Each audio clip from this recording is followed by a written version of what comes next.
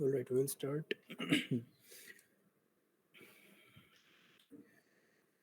Everything is okay. Yes. Hello, good evening. Welcome to this second class of Power Electronics. My name is Shatur Shide. I am a PhD scholar at IIT Bombay, Electrical Engineering Department. I am working on machine design, and I take this doubt clearing class of the Fundamental of Power Electronics course of NPTEL taken by Professor Umanant. My session time is Monday 6 to 8 p.m. every week. So this is the second week. This second week lecture is about bipolar junction transistors. So mostly terminal characteristics of BJTs have been discussed along with Darlington pair and parallel operation of BJTs. So I would start this session by taking questions from you. I hope you have watched the lecture videos. So if you have any doubt from them, you can start asking your questions.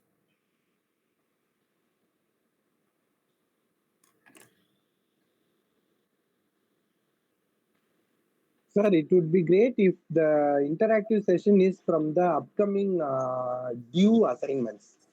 So we thought the assignment, the today's interactive session will be from session MOSFET, but now it seems it is from BJT, whose due date is already over.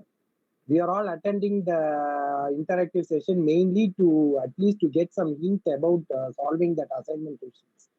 So it would be great if you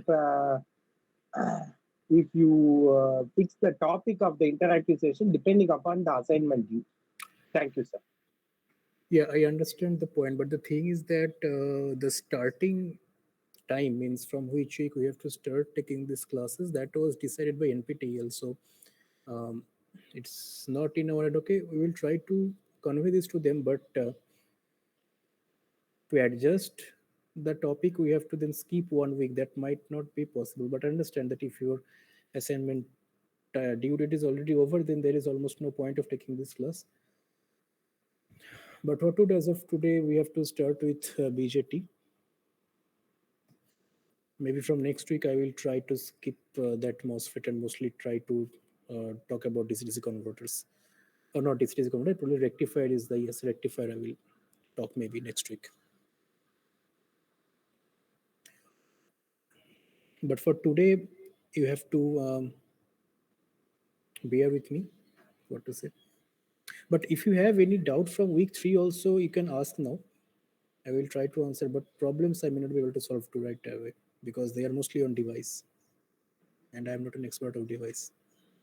Sir, Yeah, I'm Shanti, sir. yeah.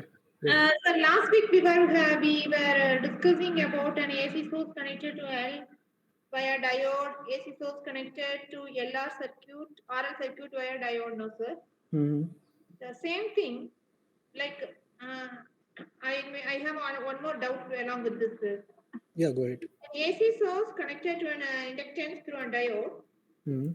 uh, the output current, the output current, that is the current through the circuit would be uh, current would be rising, would have a rising slope since the voltage is in positive side. Mhm. And the diode will keep conducting for the entire 2 pi radians. Yes, Am I right, yes, sir? yes. Okay. Now, if the same circuit, uh, if a diode is removed, sir, just an L is there. Mhm. If then then the current wave, we found that it starts rising when V in is at peak. Hmm. That is pi by 2 radians. No, sir. Okay, so you are. Let me first try to repeat your question. You are telling that you are expecting a current like this, Yes, because right? the positive direction, voltage is rising, and the current is not behaving as that of a circuit within diode. Okay, then we will. This is a very interesting observation. Actually, we will discuss about it. Let us see how to put this forward. So, Yes, sir.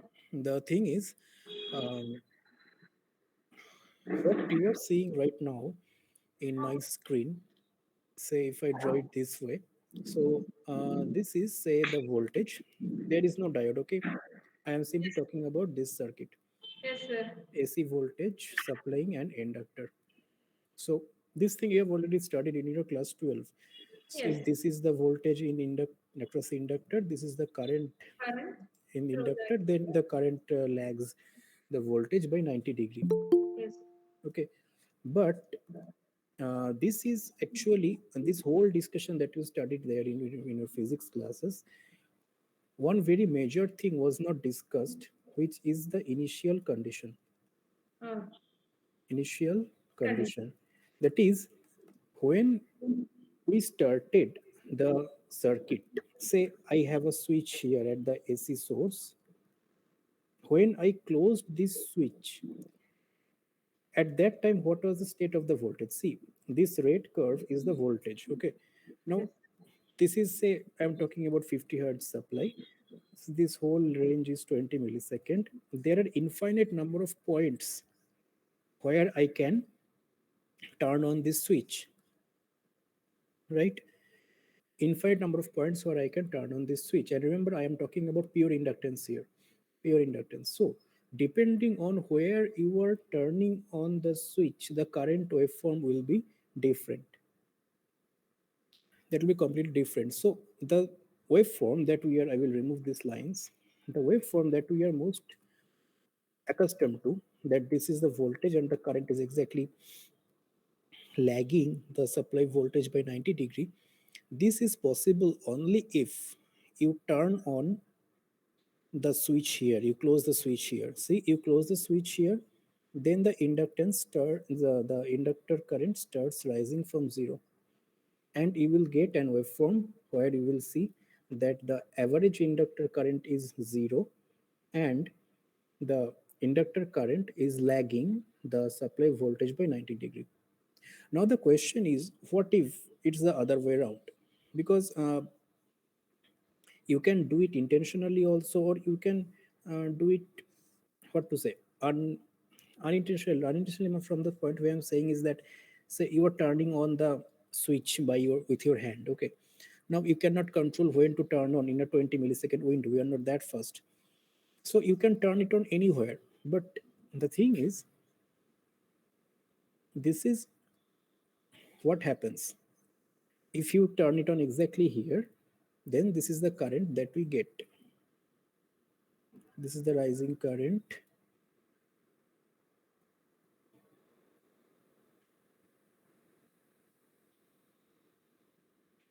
This is exactly what we get, right? Sorry, like this. Now suppose you are not turning on this circuit at this point, you are not turning on it here, you are turning it on maybe, say at t equals 0, you are turning on this circuit. What will happen now? Now definitely at this point the voltage across an inductor, which is L di by dt, at this point voltage is positive, right? So the current in inductor that will rise, and it will rise throughout this duration, this pi duration, it will rise. The rate of rise will be very fast in the beginning, very fast in the beginning. Then the rate of rise will reduce, something like this. It will keep rising like this. Then it will fall. Again, it will rise like this. So this is what we discussed last day with the Yes. diode. Yes, sir. Now, why it differed from what we studied in maybe 12th class physics and what we studied last week is because their initial condition was not discussed, but last day we just assumed that we are turning it on at t equals 0, right? Now depending on where you are turning on, it will change. Now see what is happening if we consider these two situations. Say here it was, I'm writing in terms of angle, let us say The switch was turned on at theta equals 0. In the blue curve, the switch was turned on at theta equals pi by 2. If you turn it on somewhere else, say, I do not have any other colors. Just a minute. Green, If green I, is voltage. sorry, Green is input voltage. green is input voltage, right? This is the voltage. Means If I turn it on somewhere else, say I turn it on at theta equals pi by 4, if I turn it on, what will happen? The current was 0, so it will start rising from here. 5/4. It will start rising from here. Yes. Sir. It will, the current will start dropping here only, Yeah. and there will be some negative current again at Yeah, pi. current will go on negative side also, no? Yes, it will be like this. So you see, at t equals 0, there was the average current was, I mean, the current waveform was completely on the positive side. More you shift from theta equals 0 to theta equals, sorry, theta equals pi by 2, more you shift, what happens is your average is going, is becoming 0, sorry, going towards 0. If you switch it even later, then your current will start shifting downwards. If you switch the turn on the supply at this point, your current will be completely negative. It will not go to positive at all. Is it clear? So how the waveform will be, that depends on where you are turning on, This switch. turning it on. So if you are turning it on, say at pi by, say at theta equals 0, then what you are getting is we call CCM. Sorry, I should not say CCM in this case. Here all the conductions are CCM. Sir, 1 second. Yeah. Here, sir, when the voltage is positive, the current is rising. Okay. Hmm. Then, when voltage goes negative, the current should fall, no, sir. In Did the I draw it wrong? Just a minute. red color waveform, can you please switch off the diode? Like, yep, excuse for a second. Yep. 8 p.m. maybe. I will call you. Okay, just a second. Did I mess up something here? The red color. Yeah, it should have touched 0 here. Okay. Then And after pi, the current will be no, just a second. Okay, I will draw it once again. okay. Okay.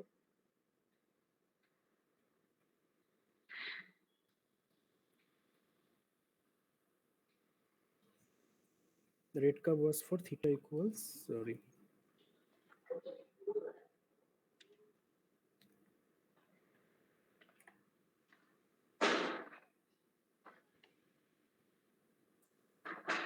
This is the voltage, let us say.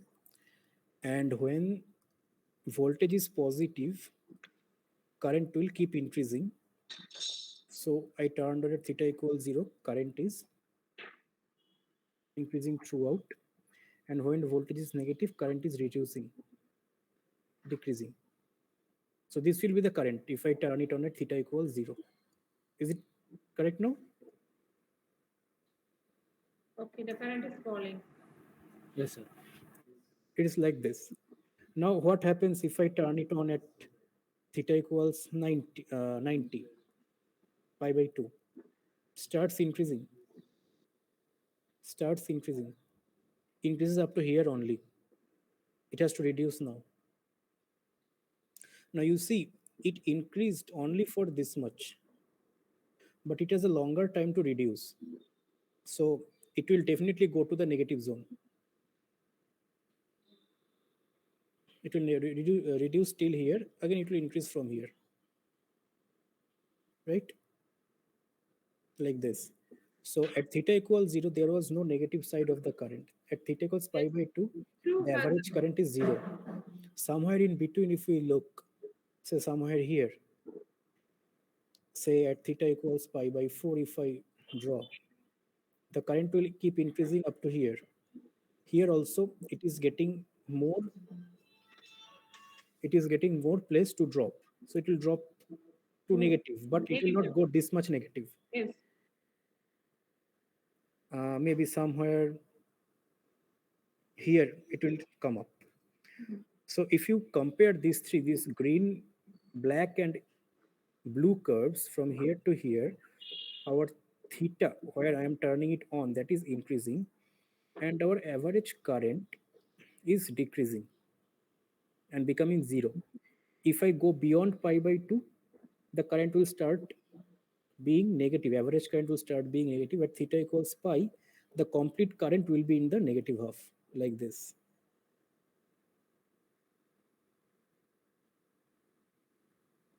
Uh, Again, I made a mistake, not like this.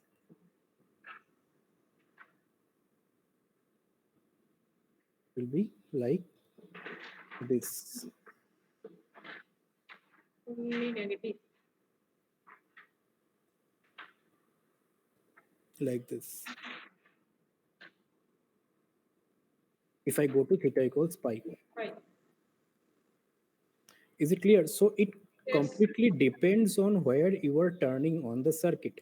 Okay. When we just started studying AC circuits in high school level, this thing was not considered. Yes. Yes. Now, if you have suppose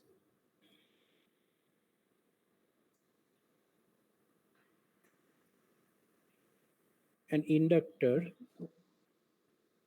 in series with a resistance. Once again, what did we study in high school level? We studied that if this is the supply voltage, sorry, if this is the supply voltage, we can expect a current which is lagging less than 90 degree, maybe something like this. True? So this is voltage, this is current. This is what we learned. But here also actually the where are you turning it on? That depends. So say this angle is the power factor angle phi, right? So if you can turn on this switch exactly at theta equals pi, there will be no transient in the circuit.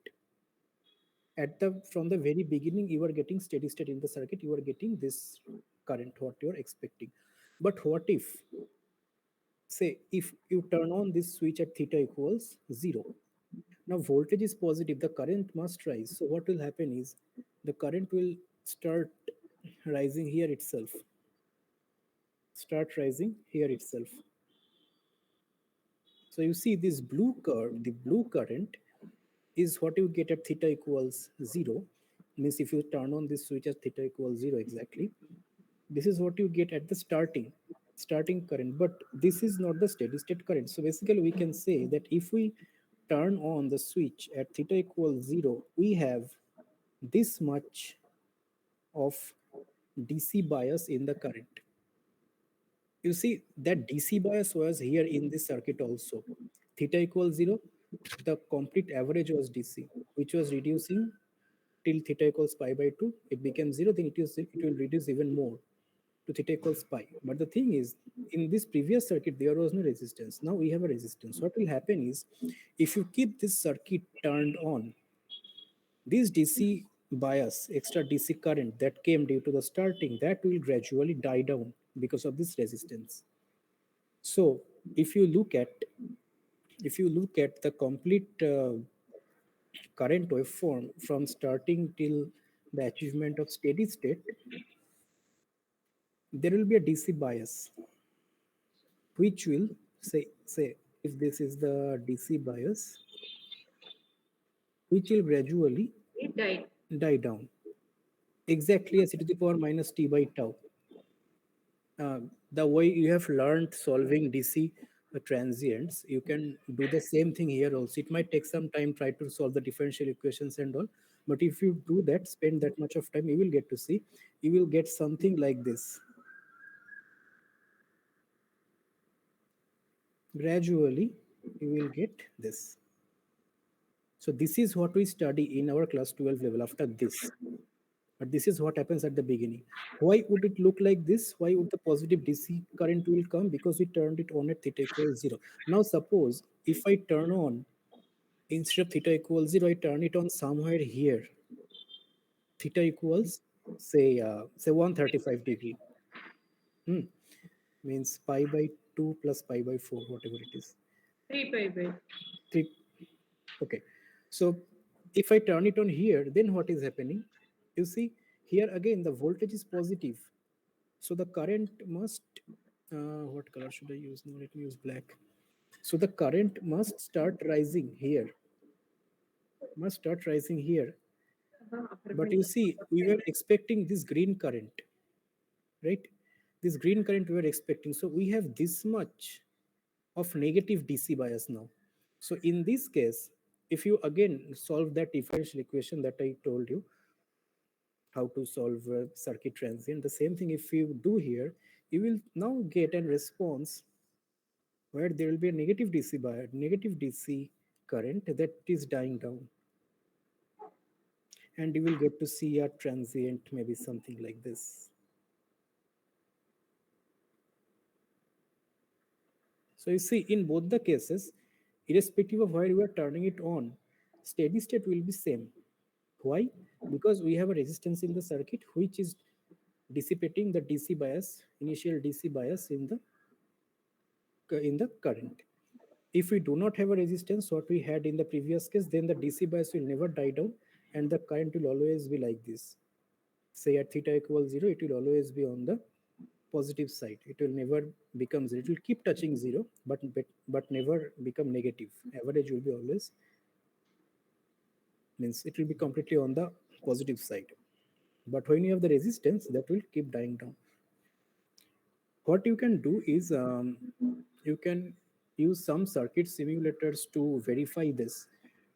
You give initial phase of the voltage and then do these simulations and see that this DC current will die down like this and this, depending on where you are turning on.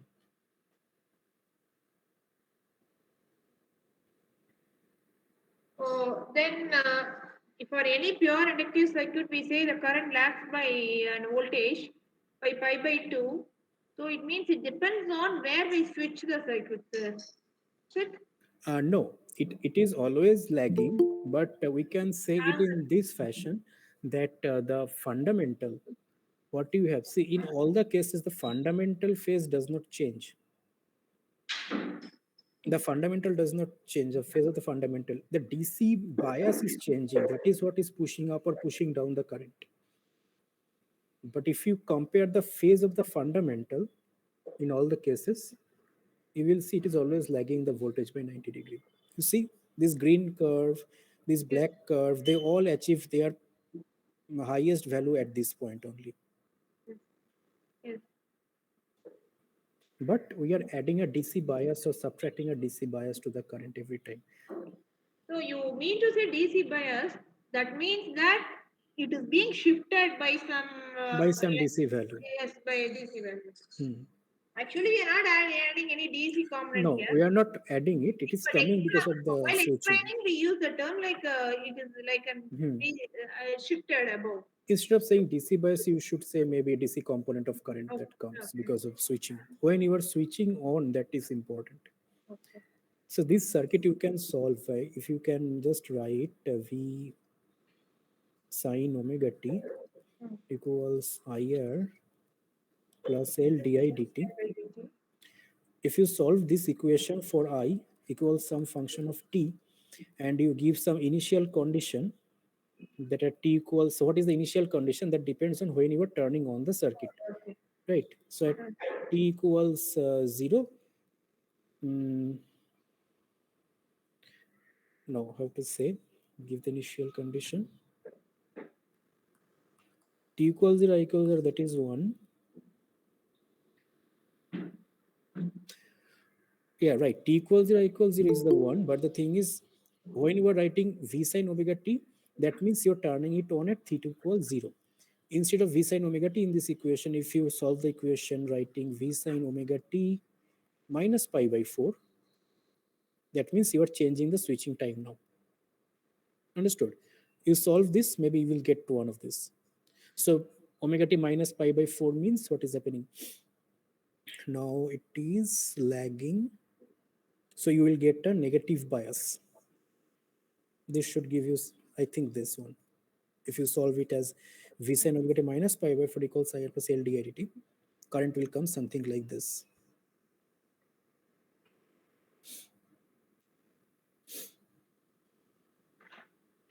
Okay. You can take some resistance and inductance value and solve this. Sir, the solution of that complementary function will die out. That is what you are trying to say, no, sir? Yes, yes. The complementary function will come as like this.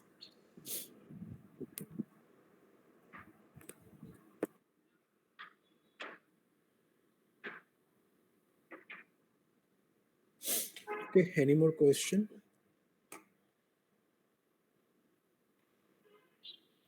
Okay, sir. Clear.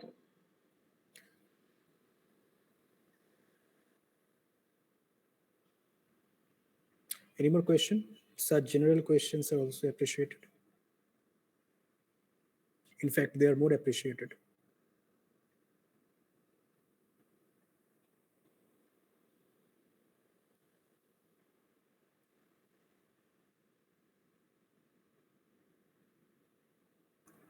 Sir, Yeah. sir, I have a doubt in inductor. The difference between the applied voltage and the induced EMF. Difference between applied voltage and induced EMF. Yes, actually, I have a doubt that. What is the doubt? Mm, sir, actually, there is a relation between, we know that there is a relation between V equal to LdI by dt. Hmm. That is the relation we use everywhere in our circuit analysis. Hmm. But according to Lenz's law, there is an E equal to minus L into di by dt. Okay. Okay, I have got your doubt. Because I also used to have the same doubt some years back. So the thing is, Lenz's law says that E equals minus d psi dt. But when we are solving circuits, when we are writing KVL, we are simply writing V equals L di dt. Yes. We are not writing this minus here. Why? We are not writing this minus here because this minus is already taken care of in the voltage polarity. See, if forget inductance now, we have resistances in circuits, and when we know that the current is like this, the voltage drop is like this in this polarity, right? Yes. So the thing is, and we try to keep an uniformity while writing the equations. Now see, suppose this voltage is being applied across this inductor. Now KVL says that this voltage will be this voltage, right? Yes. Now the thing is, so this is now pushing some current I, right? Now let us forget the polarity for now. We know that the inductor will have this much of voltage drop in across it. The inductor will have this much of voltage drop across it. Yes. Now comes the polarity. In which direction should it have the voltage drop? See, Lenz's law says that it will try to oppose the change in flux, right? Okay. So in other words, when we are saying that it is L di dt, that means the current which is in this direction, means if it increases in this direction, the inductor will try to push an current in this direction. Yes. Or in other words, the inductor will now become some kind of voltage source with this polarity. Yes. So you see, when I am giving this polarity, I have already taken care of Lenz's law. Sir, sir, actually, when the green current is entering, uh, Hmm. the polarity of the sorry, when the green current entering is increasing, the polarity of the EMF will be in the way that you have mentioned, Hmm. and the green current entering the same point is decreasing, then the EMF will be of opposite uh, polarity. What Yes. is that correct, sir? If in that case you see, if the green current is reducing, then this DIT itself is negative. Yes. So it itself changes the polarity. Okay. So when you are giving this, I talked about assumed positive direction of voltage and current in the last class while talking about device quadrants, Okay. right? So when you are fixing it like this, the assumed positive direction of current and voltage, that means the in this in voltage we are already considering Lenz's law. So we need not write the negative sign once again. We can simply write it VL, and that is equal to L di dt. Minus is not there because that is already considered in the polarity. Okay, that is okay. Since it is opposing, we have taken that as top terminal is positive, bottom terminal is negative. Yes. Okay. So to keep it in mind, just say like inductance, if the current flow, like resistance, if the current flows in this direction, this is plus minus and the drop is higher. So in inductance, if the current flows in this direction, plus minus drop is L di dt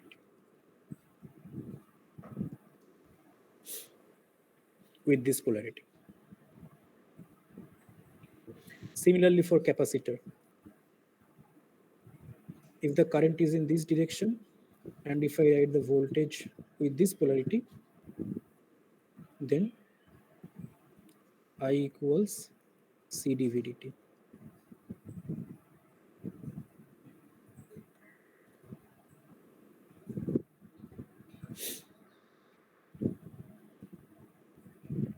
Sir, but sir, Mhm. while we are drawing the waveform of the EMF across the inductor, voltage across the inductor, and the current through the inductor, Mhm. uh, the current through the inductor lacks the applied voltage by 90 degree, but uh, EMF actually lacks the current further by 90 degree. Is it correct, sir? Is that the way we have to look at it? See, this whole thing depends on how you are setting up your polarity. Oh, Because see, actually, if I say the EMF that you were talking about, if I say the voltage is like this and the EMF is also this, see, now what you have? You have V equals C yes, instantaneously. yes. So current lags both voltage and EMF by 90 degree.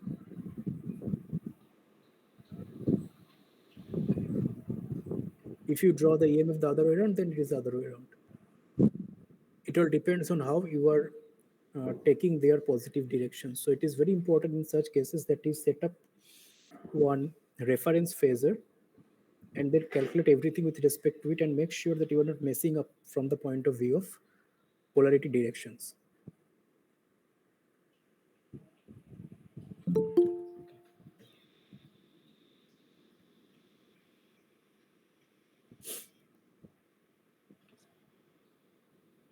Yes, sir. Thank you. Sir, Yeah, average current through inductor is zero always. average Okay. current is not zero. Average voltage is zero. Through inductor, sir. Mhm. Average current through a capacitor is zero.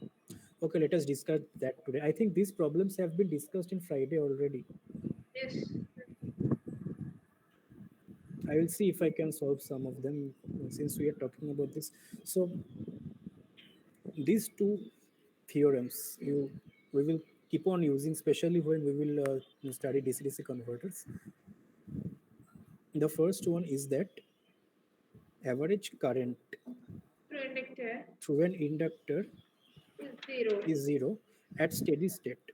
Okay, this is important, not At, always. at steady state.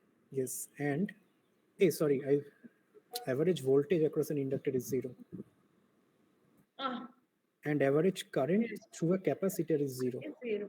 That's at steady state. okay, sir. You know the proof of this?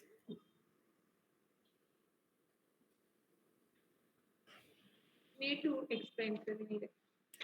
Okay, suppose there is a circuit, some complicated circuit, doesn't matter DC, SC, or whatever component it might have inside. We do not need to know. It can have many things inside. But what we know is it has an inductor, and the inductor is carrying an current instantaneously IL, and the circuit is at steady state. This is important. Now, can you tell me what is the definition of steady state? When I say that a circuit is at steady state, what do I mean?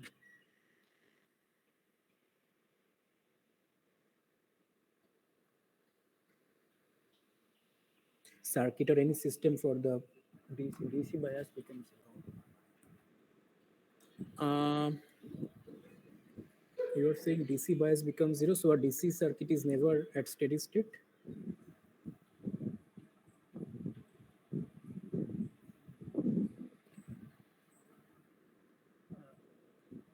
So it's under constant voltage or constant current. You are saying constant voltage and constant current, so an AC circuit is never at steady state. Is it so? Which means we haven't repeated waveforms at Yes, we have repeated waveforms everywhere. regular intervals. At every node, the voltage is repeating itself after a definite interval, and the not only that, the waveform is the same thing, it is repeating. At every branch, the current is repeating itself at the same interval, and the same waveform we are getting. Then only it is at steady state. So even if I get some weird looking current like this, but if it keeps repeating itself like this, then I will say it is at steady state. It is at steady state. Okay. So that is the definition of steady state. It's not about constant current or voltage. It's about whether the waveforms are repeating themselves or not. All right. So this inductor is carrying some current IL. I have written IL in small hand. Lowercase means instantaneous. And as a result, it is experiencing a voltage drop VL. Right. Now VL is L DIL dt. Right. So from here we can write, say, VL dt is L DIL, and we will integrate it for one complete period. Right? Inductance is constant. Inductance is circuit parameter. At least in circuits, inductance does not change with time. Okay, there are cases where inductance changes with time, but in circuits they do not change with time. So I can keep inductance outside. Oh, there is one more. Let me not keep inductance outside the integral. Let me keep it inside the integral. 0 to t. Okay. Now in the next step, I will take inductance outside.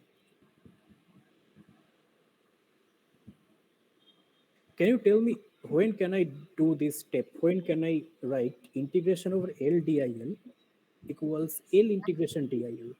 When can I write this?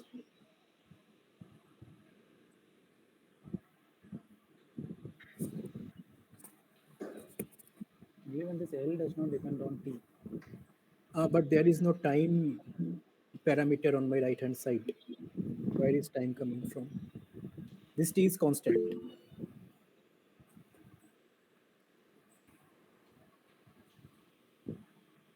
Sir, when the inductance does not change with respect to current.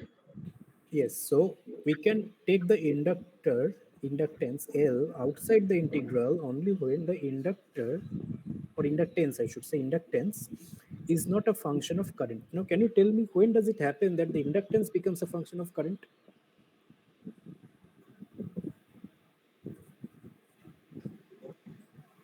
Sir, flux, I think flux linkage, sir.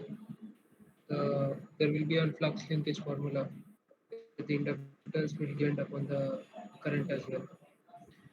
No, inductance depends on current when there is saturation, non-linearity in the circuit. I will come to it later. Let us complete this Okay. derivation first. So can you come to that point actually? Yes, yes, I will just complete the derivation and we'll say that, talk about it. So Okay. as of now, what we have is this integration over VL over a complete time period equals this 0 to t. So it is only integration over IL, so we can write IL at t equals t minus IL at t equals 0. Now I said that the circuit is at steady state. So whatever the current was at t equals 0 or any t for that matter will be the same current at t equals capital T or t plus t. This t is the time period of the circuit. So this is equal to this. Hence what we get is 0. So 0 to t VL dt equals 0. Is it clear, this derivation? Now what we were saying, tell me if it is not clear.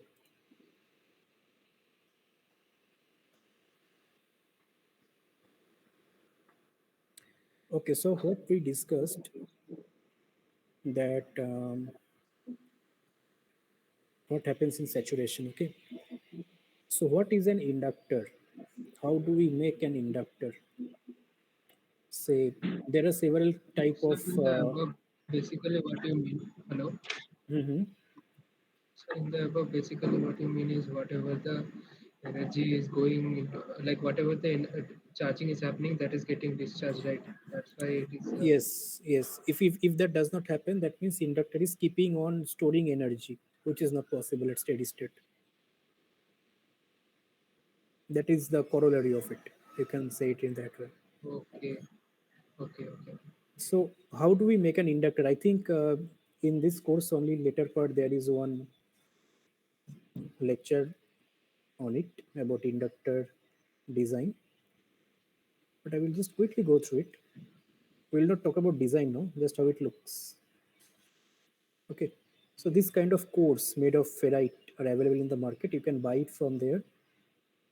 Keep two cores like this, and then put a form a bobbin and wound your wires across it. So this is how an inductor in practice looks. So there are several types of cores. This is called E core. What I am showing here is a double E core inductor.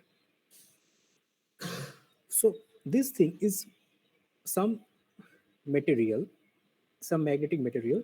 Mostly it is ferrite for power electronic inductors. For transformer, it becomes maybe some steel, CRGO steel. Now it has got some BH curve, which is like this. Okay. Now up to this, it is linear. B is mu naught H. This BH curve can also be termed as psi I curve. Okay. And inductance, sorry, I wrote phi, psi. Inductance is psi by I.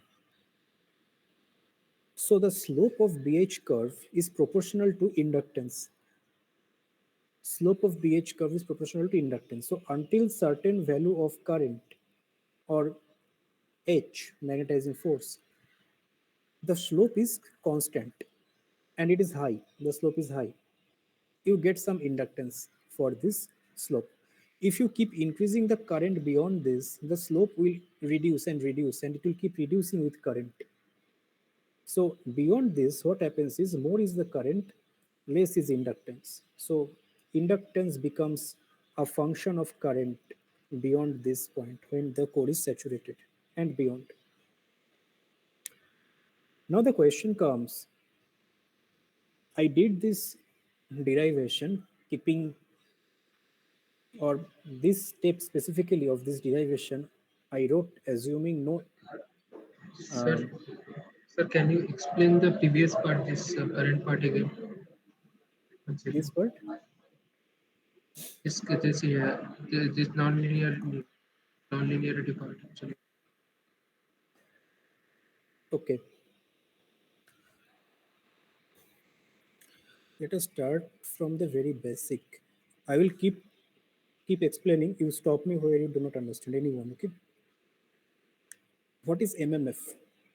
The KVL or the Ohm's law of magnetic circuit. What is it? The voltage V equals IR. Similarly, MMF equals phi into Flux, reluctance, reluctance. right? So what is MMF? Ni, number of turns times current. Flux is the magnetic field in the circuit times the area of the circuit. Okay, and reluctance is how much? Length by mu. I'm writing mu only. Sorry, I shouldn't be here.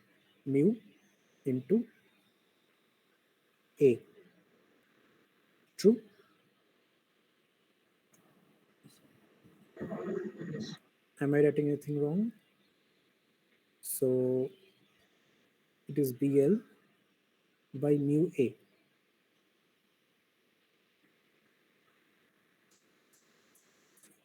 I need to do this? Just a minute. Okay, I do not So think I what need is to. this A here Area, in this reluctance area, equation? area of the magnetic circuit.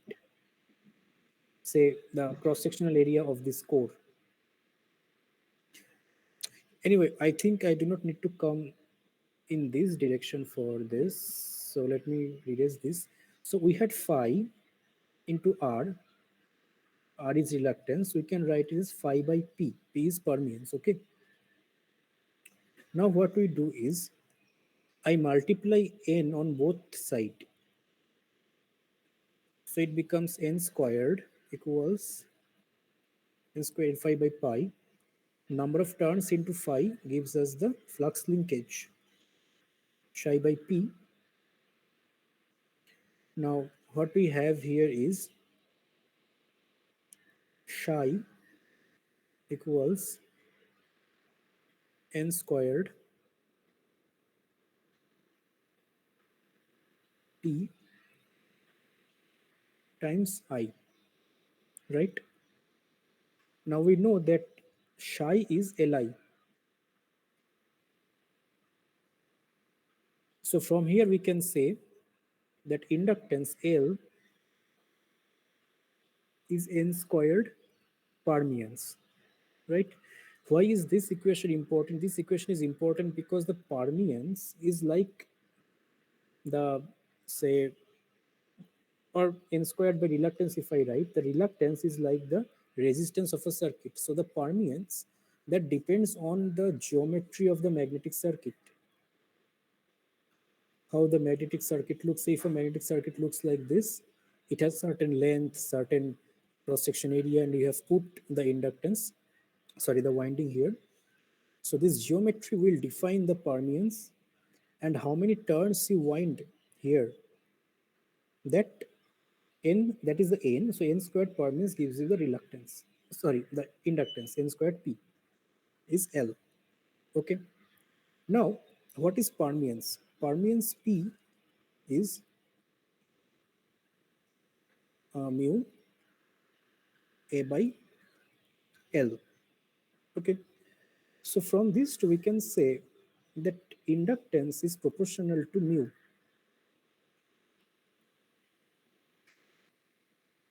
The permeability of the material. Now mu, if we look at the BH curve, mu is nothing but the slope of the BH curve. Until this point, mu was constant and high. After this point, mu starts reducing. More is the current, lesser is mu. After a certain point, it becomes again more or less constant, which is very much equal to mu equals 1, like air, completely saturated. So beyond this knee point, what is happening? If you keep on increasing the current, permeance reduces. Mu reduces, hence permeance reduces. So inductance reduces. So inductance becomes a function of current. Understood, sir. Another question is, I wrote this step assuming inductance is not a function of current, but if I am not allowed to write this, if say the magnetic circuit is highly nonlinear, in that case, can we say that average voltage across an inductance is zero?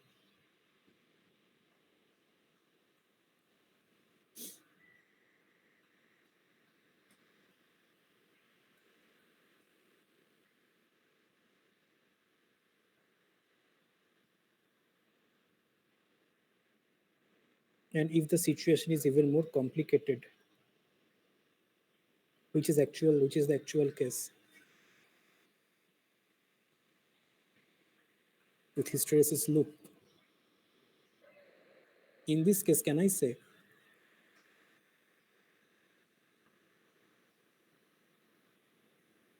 this equation holds? Can I say?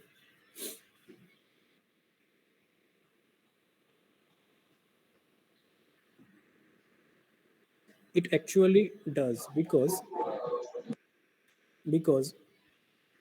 it doesn't matter whether uh, the circuit or the magnetic circuit is getting saturated or not. If the system is at steady state, then after say whatever the parameters and variables we had in the circuit, means time variables, current, let us say, and inductance, say it is a function of current, whatever values we had here at t, the same thing is repeated at t plus t. If the inductance is itself changing with current, that also returns to the same value after one complete time period. So overall, if you see, this equation always holds. Otherwise, what happens? Otherwise, um, say if this equation is not holding at steady state at some hypothetical case, that means the inductance is continuously storing or giving out some magnetic energy, which is not possible. That violates the law of energy conservation. Sir, understood, sir. Sir, I'm coming back to that inductance question again, that voltage and EMF.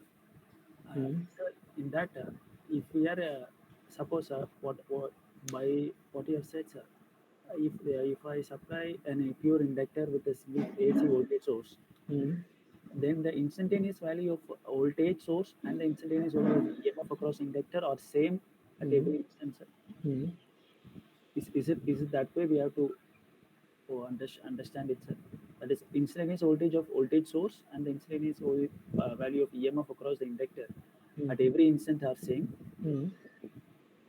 No, They is it? has to be. They has to be. You see, this is the circuit, right?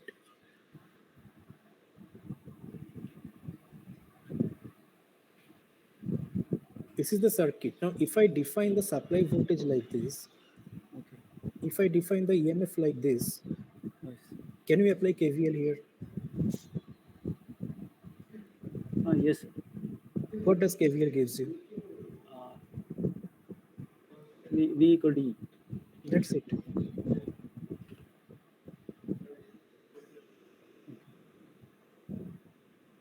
Sir, suppose if there is a resistor also in series with this inductor, Okay. uh,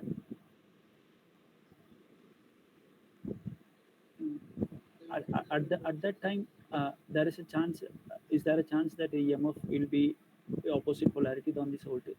If suppose I'm giving a sine waveform here, sine waveform as the source. Uh, Let us see what happens in that case. That might happen instantaneously for some period.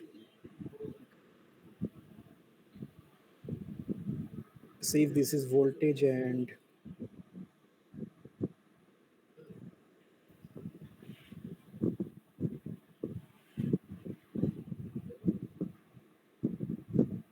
this is current. yes.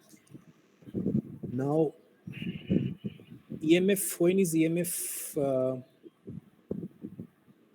negative. E is L di dt. So when current is dropping, EMF is negative, right? So in this region, EMF is negative,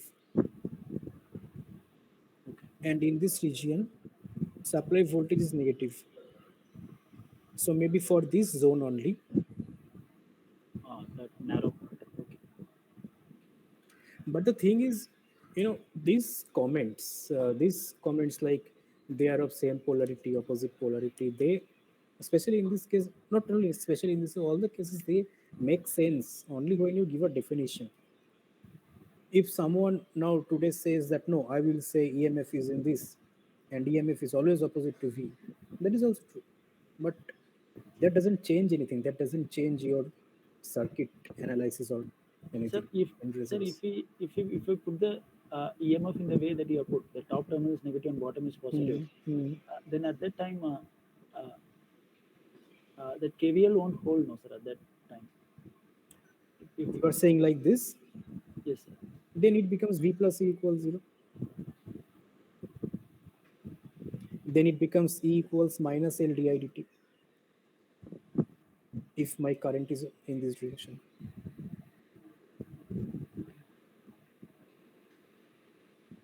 It all depends on how you are starting the analysis, in which direction uh, you are drawing the positive and negative. Sir, is there any thumb rule to select this? Sir, can I select the positive clockwise direction of current as positive always, and the top terminal of a voltage source as See, positive?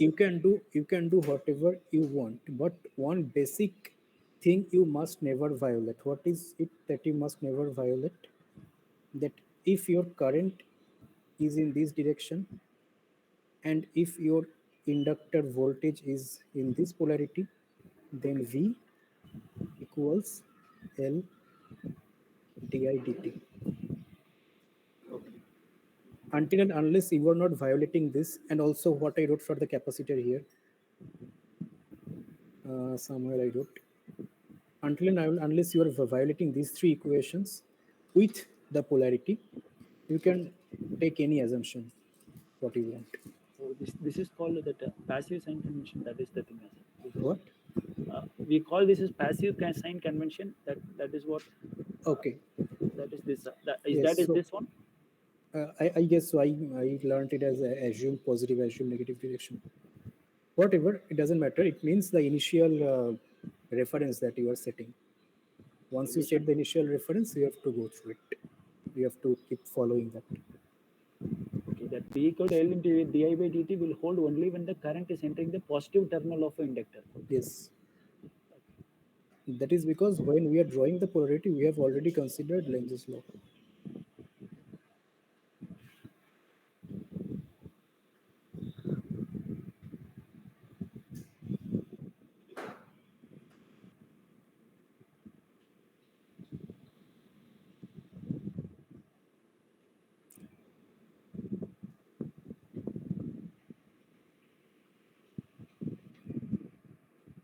Okay, any more question?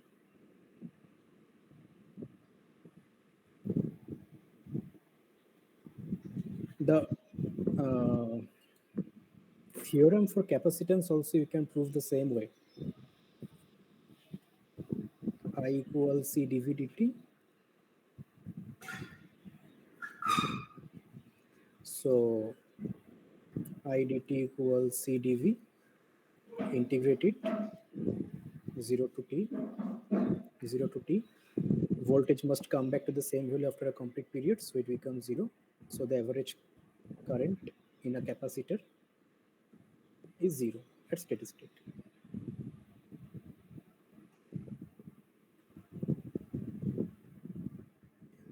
When we will study DC-DC converters, we will keep using it. You see, uh, if you look at, see, whenever you are, after you know this, whenever you are, what to say, handling circuits with inductor capacitor, at the end, whatever equations and waveforms you got, you verify that these two equations are holding. See, in this case, when we are talking about a pure inductor being fed by an AC circuit, you see there were several cases where the current average was not zero. But since the inductor is being directly supplied by the AC voltage, the inductance voltage is zero, average voltage throughout for a complete period. In this case also, see in this case when we had inductor and resistance in parallel, it was like this. When steady state has not reached, the average voltage across inductor was not zero, but after steady state it was zero. So there can be cases where the average voltage is not zero, but that is in transient only. Steady state it has to be zero.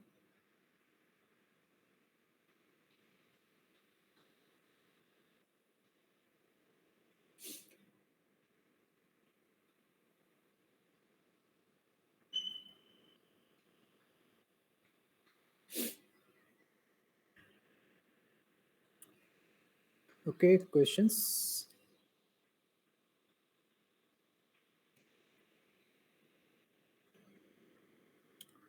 Do I have something to say?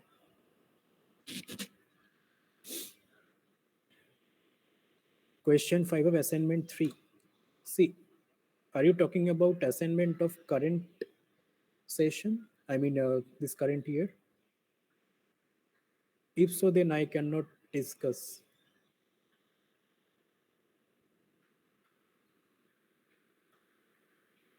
It is just by concepts of current divider rule. Okay, let me just check once.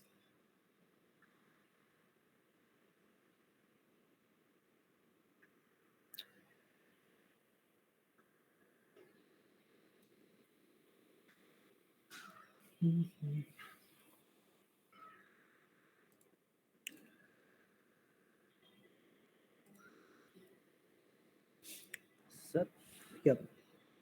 sir, by that relation now, by the relation I equal to dq by dt, we say that area under the current waveform is the charge. Similarly, Hmm. by this Faraday's law, can we say that this area under the voltage waveform is the flux? Yes, it is.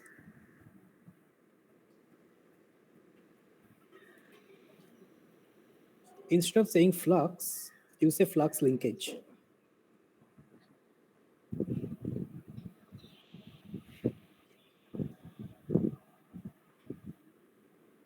So area under the voltage curve is flux linkage.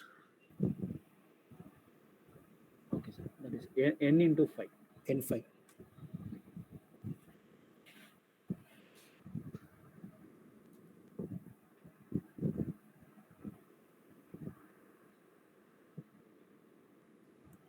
Question 5 assignment 3.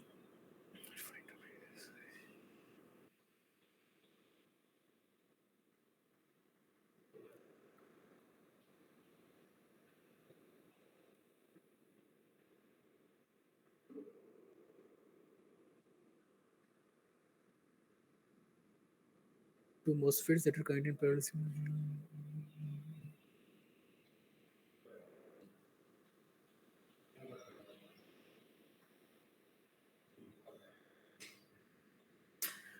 Current sharing is there, but the thing is the voltage drop across the MOSFETs are not same. VDS1 is 2.5 volt and VDS2 is 3 volts.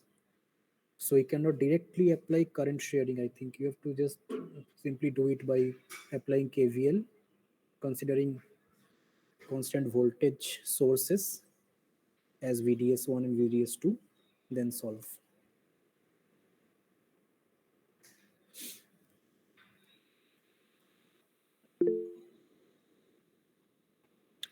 This course will be more interesting once we go into circuits and leave devices. Okay, so let us start discussing these questions to some extent. I will not keep solving them. You ask me if you have any doubt, anything out of the box doubt if you have, any weird doubt if you have, any silly doubt if you have. So identify the characteristic of BJT device and choose the correct option of regions in the given characteristics as shown in figure below. So this is what you are studying from your very class 12 days. This is active region, saturation region, cutoff region, and this is obviously output characteristic since we are talking about collector current and collector to emitter voltage. So the thing is, in a power electronics class, which zones are of importance? Can you tell me? Switch. Switch, then One, which zones? one, Saturation and one cutoff. and three. One and three. 1 and 3. Cutoff and saturation regions. Cutoff and saturation, yes. Why not 2? Why don't we go to 2? Because in that region resistance is very high, Resistance is very high. so power loss will be high. Yes, so R equals V by I. In this case, the I by V is very low, means V by I is very large. So resistance is very high. But in power electronics, as I said in the last class, we want these devices to be used as switches. So we do not want a current conducting device to have a large voltage drop across it. That's why we're not going in that region. We want small voltage drop and a high current in turn on region, obviously. Okay. Sir, in this characteristics, this base current can be either equal to IC by beta or it can be greater than IC by beta. Uh, but if the base current becomes less than IC by beta, can we say the transistor has reached that is breakdown region if IB is less than IC by beta? Because that we are not using anyway, but I'm just asking, sir. See, what we say, IB equals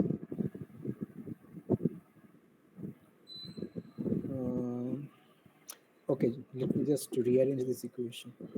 So IC greater than, Yes. so when this is equal, that is the Active. active zone, active region, Yes. and in saturation it is less. Less than. Yes. So yes, it looks like that, what you are saying. It's this.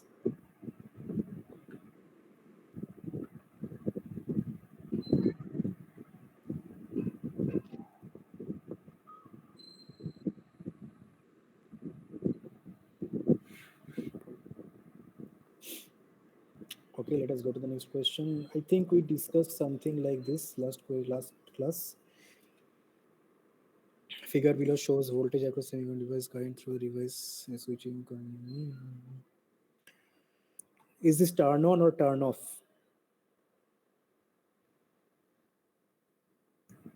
Turn on. Turn on because current is increasing. And what about the power loss? So here it's the voltage is fixed, so the power is increasing like this, reaching peak value of Vi, and then current is fixed, power is reducing to 0. So the area, so this is the power. Half VIT So this is half into VI. base into height. This much is the power loss. So what is the switching loss? Switching loss, considering only turn on, we don't have turn off data. This into frequency, right? We discussed last day. So if the frequency is 10 kilohertz, means this thing is happening 10,000 times per second. So this time 10,000 means that many joules per second, means that many watt. So that is the switching power loss. In this case, it is only turn on loss. We do not have turn off data. So switching loss is proportional to frequency. Sir, here I have doubts here. While designing a heat sink for this power loss, we are considering only one cycle of the power loss to design to arrive at a power loss value, P loss value. Sir, is it sufficient because this temperature will keep on increasing? No, no, Uh, temperature doesn't keep on increasing at steady state. At steady state, the power loss is the same, okay. so it doesn't. But let me tell you one thing. This might disappoint you. Uh, Most of the cases, we generally do not design heatsink. People have got some kind of thumb rule. Okay. So if this much is the loss, what is the large? How large heatsink you need? Okay. And especially in research where we do not have that much of space constraint, we put large heat sinks throughout. Okay. Can you see some circuits behind me, some inverter stacks? They all have large heat sinks.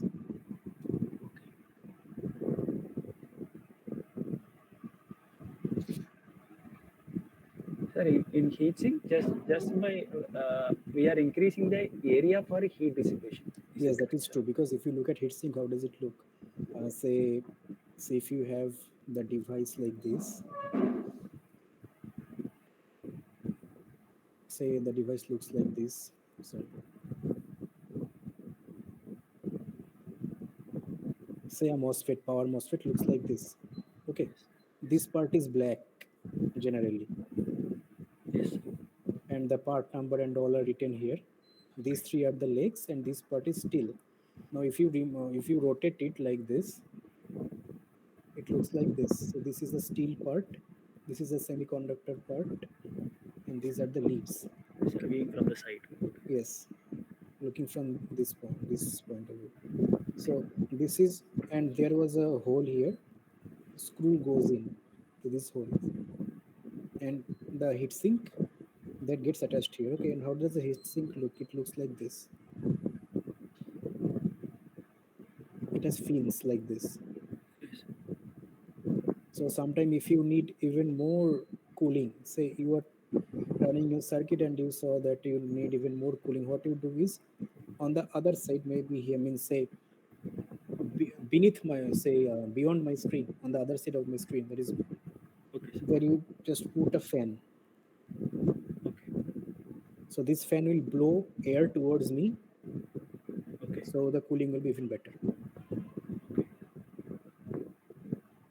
Sir, yes, sir. Actually, the surface of the device is not sufficient to dissipate the heat. Yes, That's yes. why we are pushing. That's why you need it. See, some say industry grade SMPS and all, what they do is they do not care for heat sinks. Sometimes what they do, they make the SMPS body with aluminum or some other thing, and they screw these devices from inside on the body. The body itself works as a heat sink. Body has a large surface area. You will see most of the cases SMPS bodies are made of aluminum. The body itself acts as a heat sink.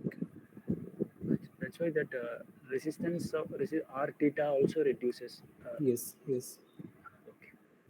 That is the power, the heat will flow easily to the Hmm. ambient.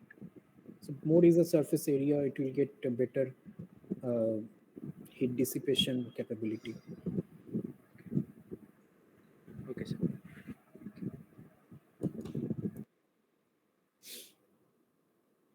But most of the cases, I see, I do not have much experience in power electronics research.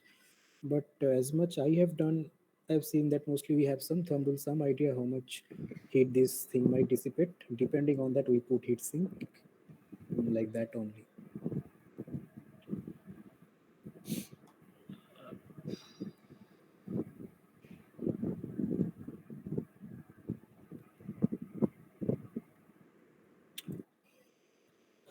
Okay, so this is a PNP transistor. The circuit given below has beta 100 and VBE zero point 0.7 volt. Which region is the BJT operating? Okay, so they have given, let me write what is base emitter. So VBE is zero point 0.7 volt. mm, like this.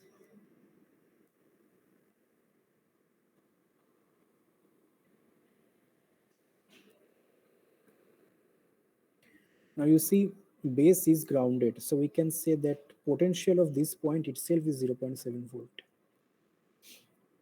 right? So we know the potential of this point, this node. So we can find out the current, the collector current of the transistor.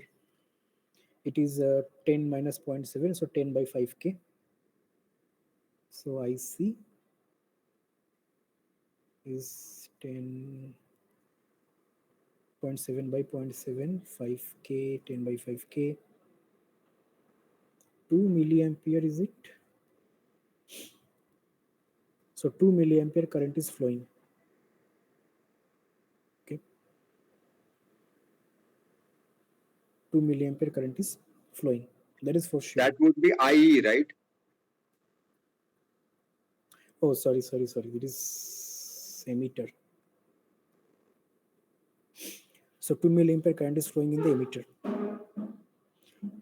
Then the question is, okay, so when you have to find out the region, we have to start assume with something.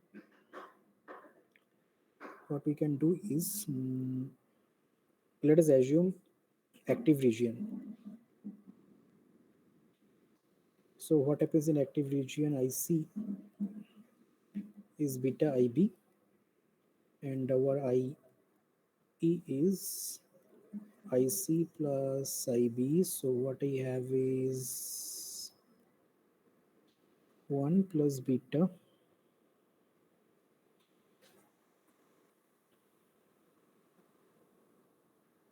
IC. Is it correct? No, IB. IB. IC is beta IB. So we have here the IE.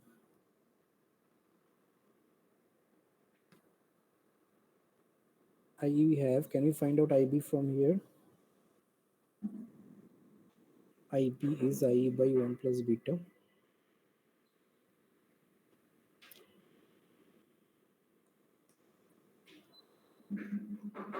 Nineteen point eight micro. 19.8 Yeah, approximately micro. 20 microampere. So I'm writing everything is milli now. This much IB, and it is flowing in this direction, right? So this whole current must be coming from here. So if I add these two, this is 2.0198 milliampere.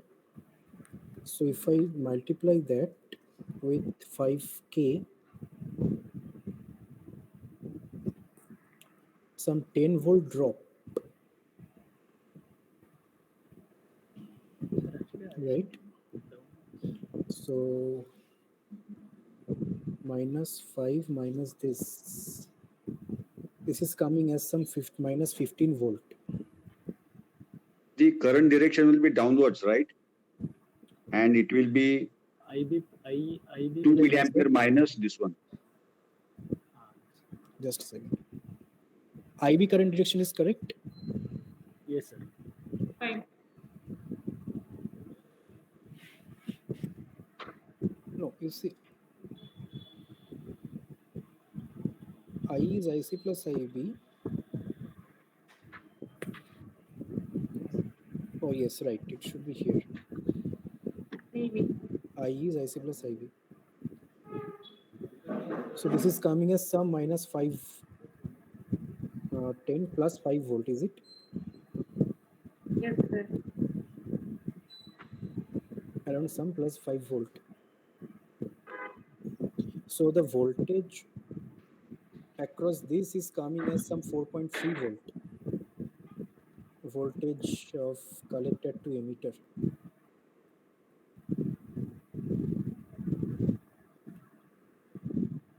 Right?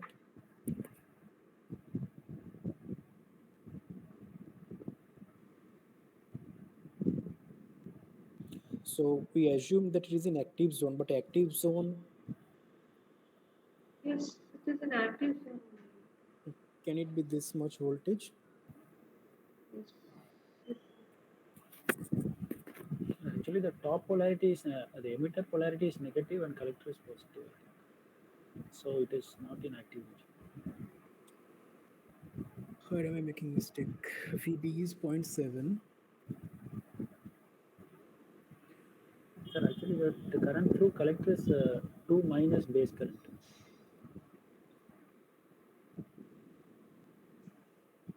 Current through collector is 2 minus base current.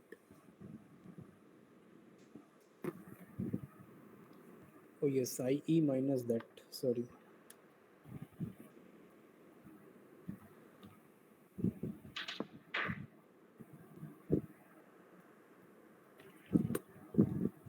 This much. So tell me one thing. Did I write the VB polarity correct?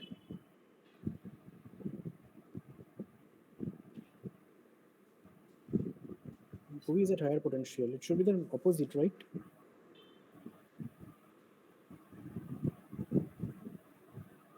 But the question we are given is BE.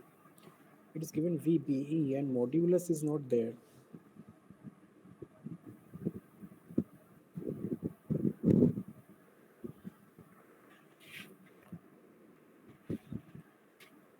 What if we take the other way around?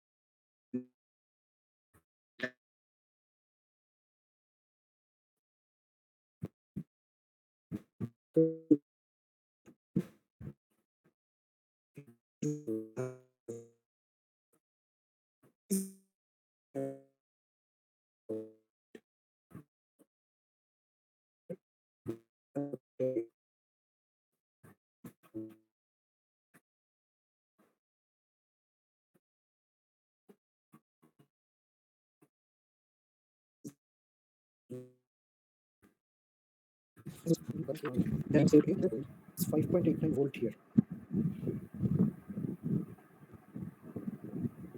So what is happening here is this is at lower voltage. So what we have,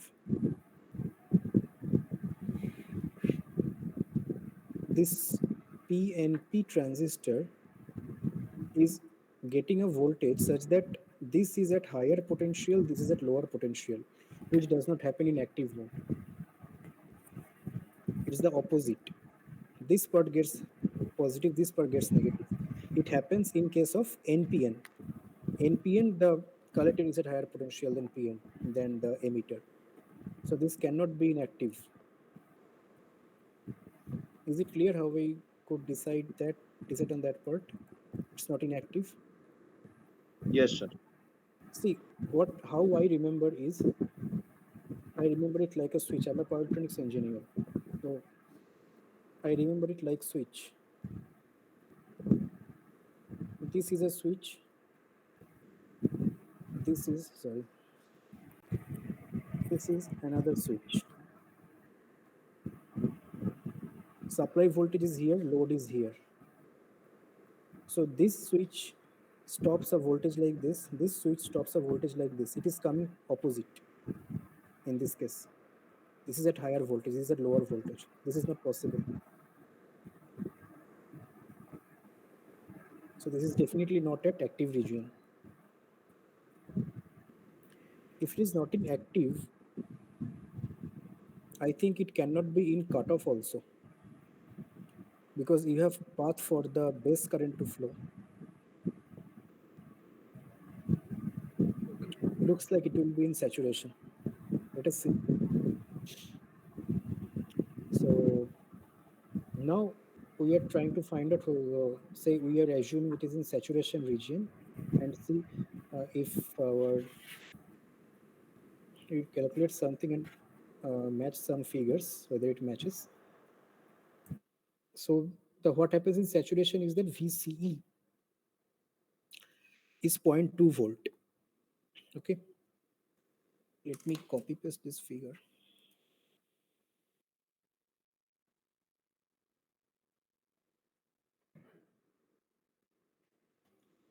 So we have base, emitter, collector. These they have set 0.2 volt. Possible, right?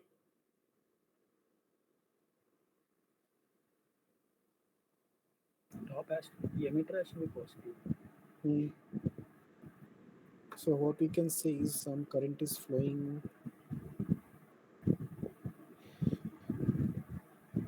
Sorry, not like this.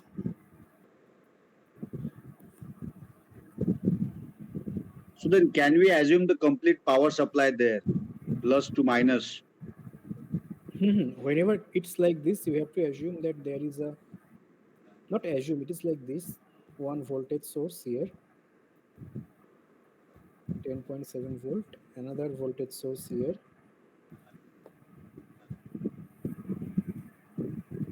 5 volt, and this is the ground. Same ground as this. This and this are shorted. This is how we create plus and minus voltages.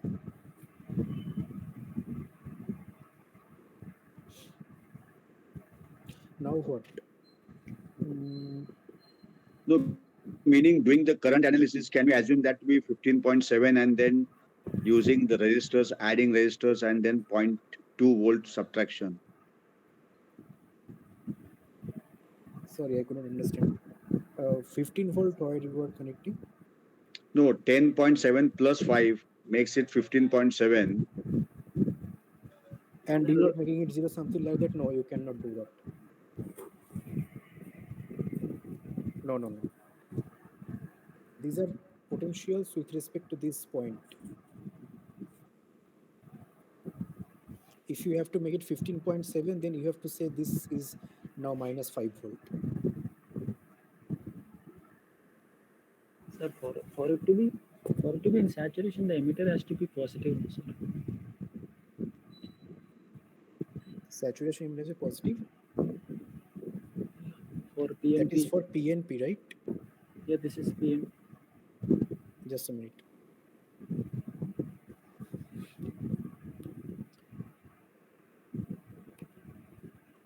VCE said they said 0.2.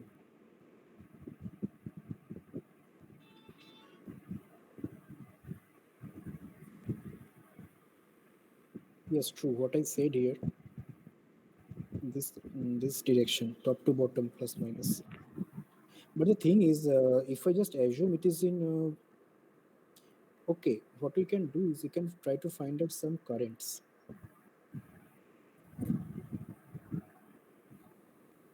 If this is at 0 volt, Can you find out some currents here?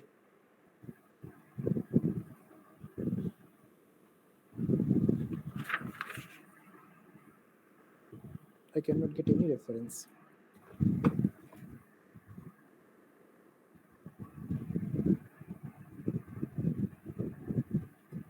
Uh,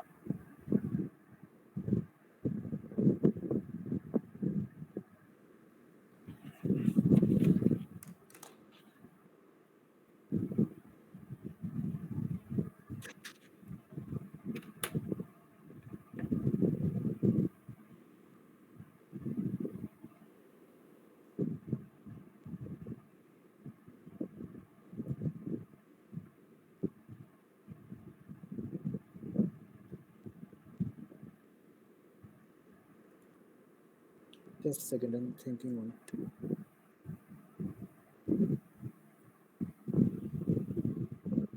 The thing is, these things you do not encounter in power electronics at all. They do not come in power electronics at all. I don't know.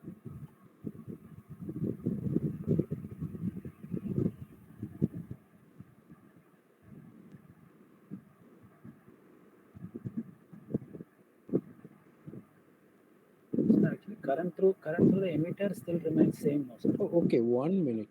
Here, one situation is given already, right? I forgot to apply this. VBE 0.7, that is true. That I forgot to apply. So if that is 0.7, means this is a 0.7. This is given in the question. Right. Yes. So if this is 0.7, this is given in the question, then our initial current calculation, this 2 milliampere, that still holds.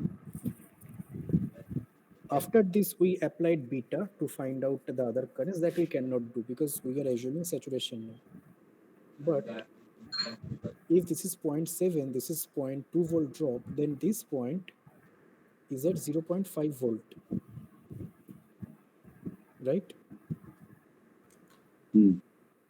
Now, if this is 0.5 volt, then what we have is 5 minus 0.5 by 5.5 K is 0.818 milliampere.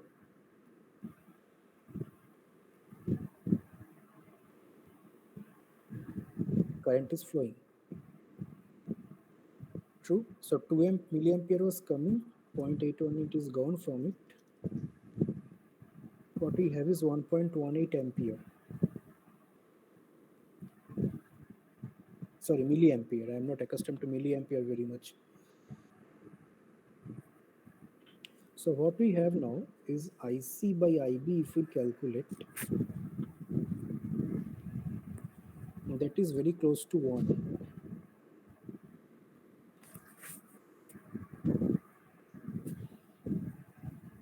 1.69, which is much less than 100. 100 is beta that was given for the transistor. So right now for the IC by IB that we have is less than beta. So it's in saturation. I forgot that the question has given VBE 0.7 that holds. Only thing is that we cannot apply that previous beta relation. So beta we found out in this fashion and found that that is much less than the active region beta. So it's in saturation. Is it clear? I got confused in between. Okay. So from beta also we can conclude the region of operation. Yes, from beta only. But don't worry. See, after some time, we will start talking about converters. These things never appear in converters. I discussed last day also that in converter we do not even care whether it is BJT or MOSFET or what. We simply draw it as a switch. Whether we need a BJT or MOSFET or whatever, that is decided later. In fact, nowadays people are not even talking about BJTs. Mostly they're talking about MOSFET, IGBT, IGCT. Very few cases are there where BJT is actually being used. So from this, from the IV characteristics of BJT, the beta in the saturation region is less than beta in the active region. Is it, sir? You better say like this: IC by IB in saturation region is less than IC by IB in active region.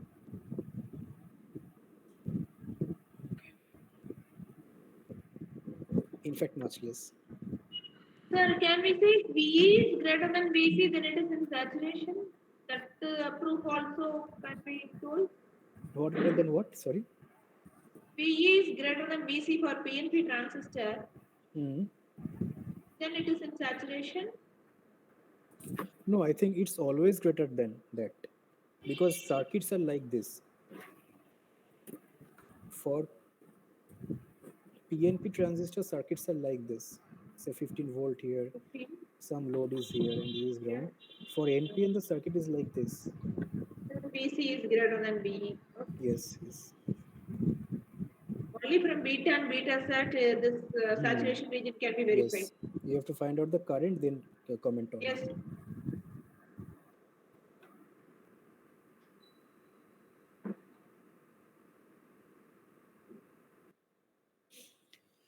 All right. Now the next question is on Darlington pair. Darlington pair, I don't know where it is used in power electronics. Maybe in some driver circuits it was used some years back. Definitely not a power converter. In power converter, we never use Darlington pair because the objective of Darlington pair is that our beta 1, beta 2 will be Beta 2, multiplied, right. and that is the equivalent beta. But this whole thing and whatever current amplification and all, that is true in active region only. But in power electronics, you're talking about saturation region. So Darlington pair never comes into the scenario of power electronics.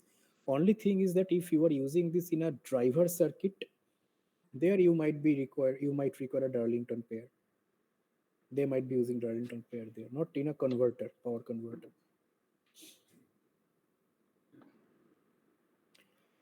Okay. So the question is transistors Q1, Q2 are identical and each has DC current gain HFE 100. Find out the voltage VO.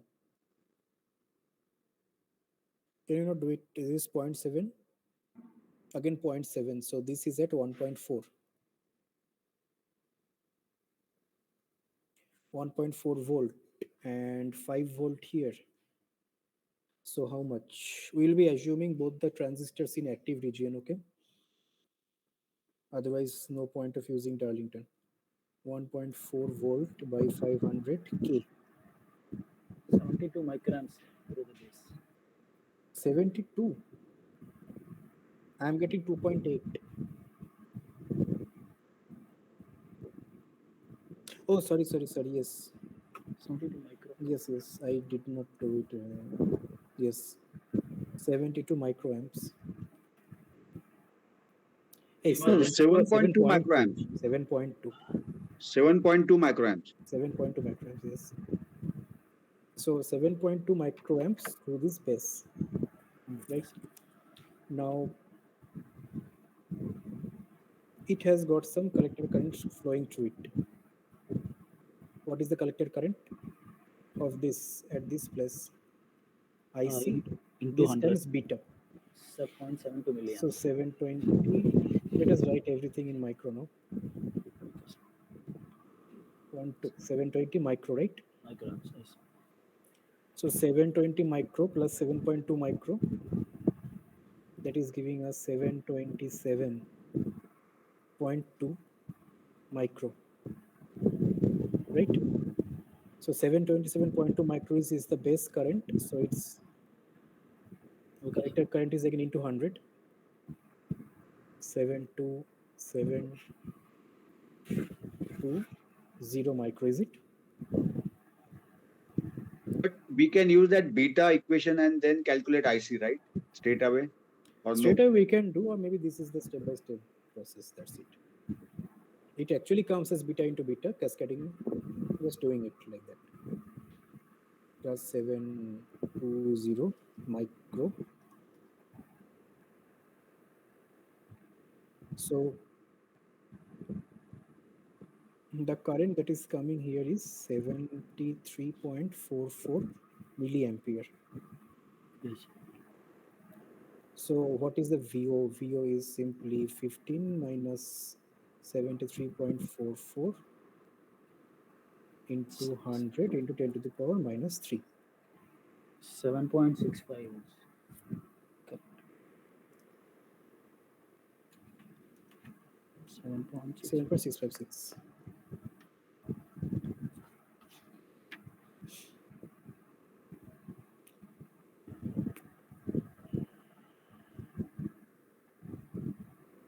See, if I can do Actually, beta you are getting more 1, current here. If you do beta 1 into beta 2, then we could have yes. got less current, collector current. Actually, that beta equals beta 1 times beta 2, that is approximate relation. In the lecture also, if you see, Professor Umanand mentioned that it is approximately equals beta 1 times beta 2. So that should have been somewhere when 2.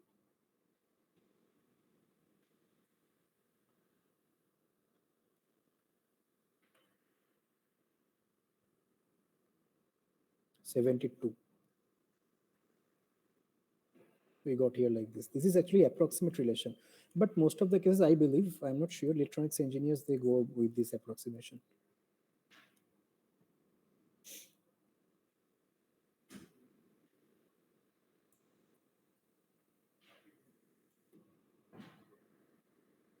This is clear? Only KCL, KVL, nothing much. Not even KVL, only KCL. Oh, KVL was there in one step. Okay. This is easy question actually. You have to simply solve some circuits, two equations. Everything is given. VCC is given. All the resistance values are given. VCE also given. Find the current gain HFE. So you have to basically find out IC and IB. So there are two loops. One loop is through this path, other loop is this. So if I write equation on the first path, what do we have? VCC is IB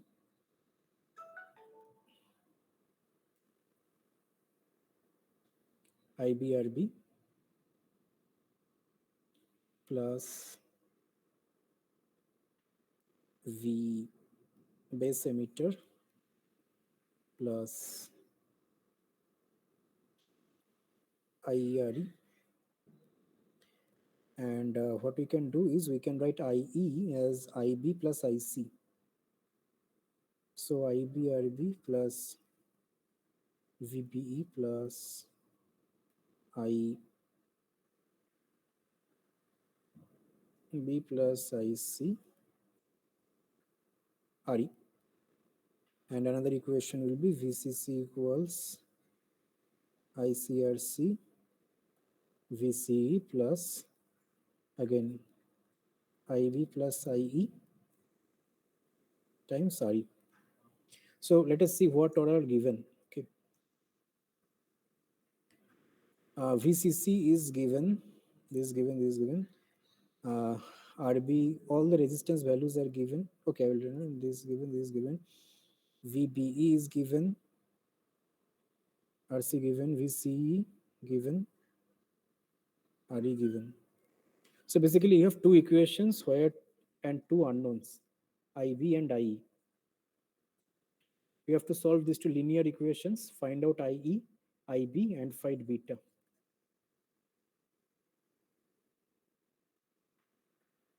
No, we can equate these two equations. We don't require VCC, right? We can just equate these two equations and then go ahead. If you equate these two, then what is happening? Then this will go away, right? This will go away. VB. Yes, you are directly getting IB by IC. IC by IB directly getting, right? True. So what you are getting by equating these two is IB RB plus VBE is equal to ICRC plus VCE. Now, can you find out IB by IC from here? Terms are given, so we can. What is given? All the terms are given to us. VC is given, VB is given. This is given, this is given, this is given. No, I'm seeing the ratio. Can you find out from here? You should, right? We should be able to. IBRB is equal to ICRC minus VP plus 3. No, how? No, no, no, no. I think Not coming. you have to solve, sir. We have to solve this. IC by IB. Solve for this. You will get IBIC.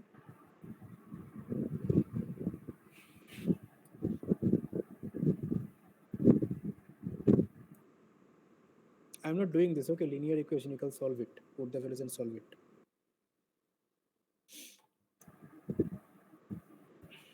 We come to the next question. In the circuit given below, it is given that beta tends to infinity and VBE is 0.7 volt. Okay. VBE, this is base, this is emitter, this is collector, this is 0.7 volt.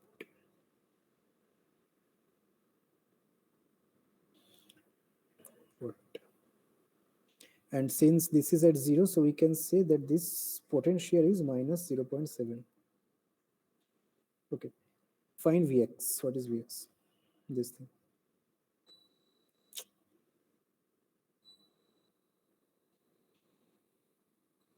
All right. So when they say beta tends to infinity, what does it mean?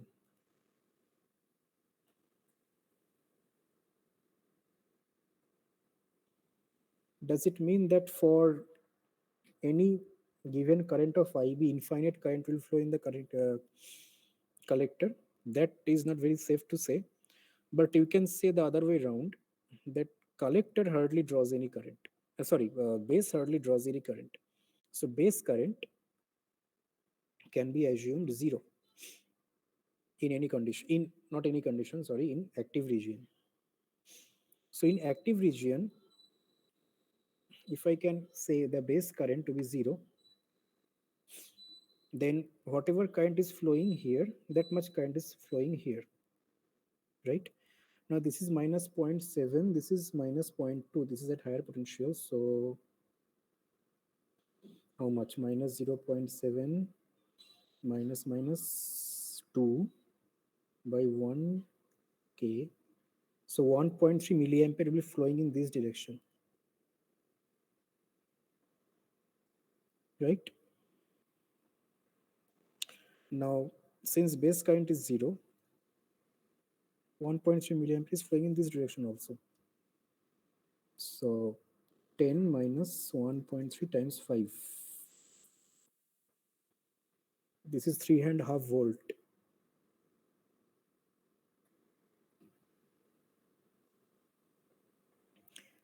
This is minus 0.7, this is 3.5. So answer is Vx 4.2.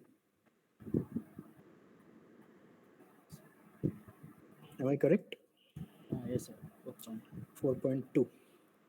Now, what is the junction temperature for the power loss is this. So what is the power loss? So 1.3 milliampere current is flowing across 4.2 volt. The power loss is 4.2 times 1.3 milli. Sir, here actually in the question, modulus of VB is given. So for that, we need to check for other polarity of base emitter voltage also. We need to check.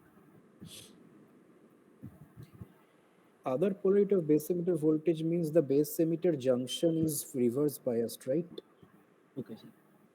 So can current flow through the transistor in that case? Okay. I don't think. Because this is what? NPN. This is anyway reverse bias. This is also reverse. No, then current cannot even flow. Can it flow? Okay.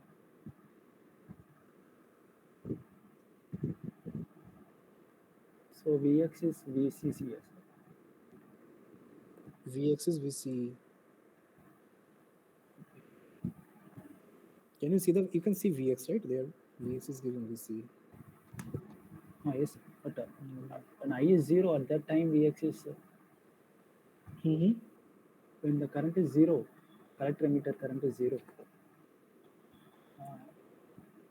If the current is 0, then this is a 10 volt, but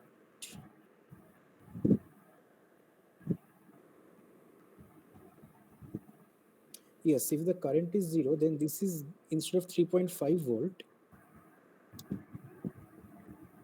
it's a 10 volt, right? Yes, sir. No current is flowing.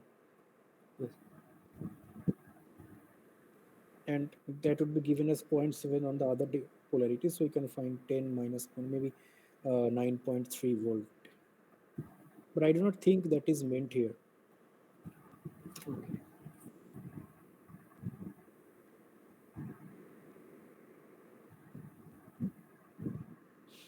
Okay. So power loss is 4.2 volt is the drop across the transistor, and 1.3 milliampere current is flowing through it. So 4.2 times 1.3 times 10 to the power minus 3, 5.46